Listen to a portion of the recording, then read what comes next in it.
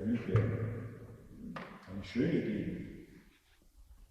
Olivenbäume, Gärten und im Tal der Kidronbach, der den Tempelberg in der Altstadt von Jerusalem im Westen und den Ölberg im Osten voneinander trennt. Jesus hielt sich wohl gern am Ölberg auf. Auch nach dem letzten Mal mit seinen Jüngern ging er dorthin in den Garten Gethsemane, um zu beten.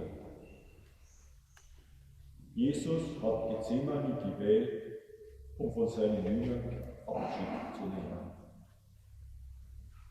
Seine Einsamkeit im Garten bildet einen Kontrapunkt zur vorherigen Gemeinschaft beim Abendmahl. Wachet und betet, damit ihr nicht in Versuchung gerät, sagt Jesus zu seinen Jüngern in der Nacht seiner Festnahme.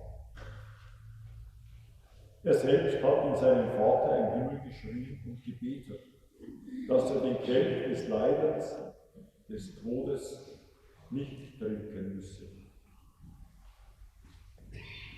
Doch bevor er sich etwas abseits von seinen Jüngern auf den Boden geworfen und zu Gott geschrien hat, hat er seine Freunde noch gebeten, wacht mit mir. Aber immer, wenn Jesus sein Gebet unterbrochen hat und zu ihnen gekommen ist, haben sie geschlafen. Seine Frage, könnt ihr denn nicht eine Stunde mit mir wachen? Sie bleibt unbeantwortet.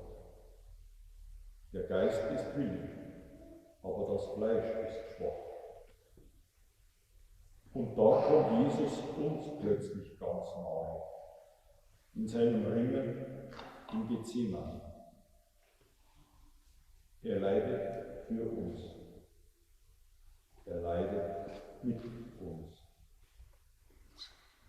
Wer wacht und betet, trennt nicht zwischen dem Leid und Gott, sondern er wendet sich dem eigenen Leid und dem Leid der Welt zu dem hin, der alle Macht in Händen hat und ins Leben führt.